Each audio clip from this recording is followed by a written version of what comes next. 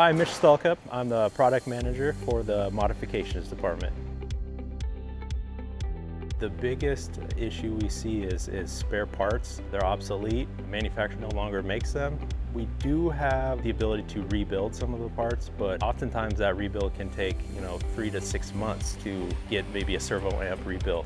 Some of the additional benefits, it's a lot more user-friendly. Touchscreen opposed to like a keyboard green screen.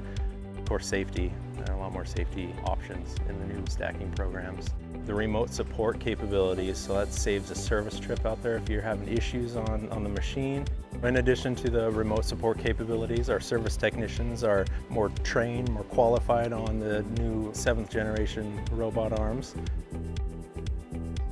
You can reuse all the peripheral equipment and control it out of the new control cabinet. So you get to reuse all the equipment and just replace the arm in the control cabinet.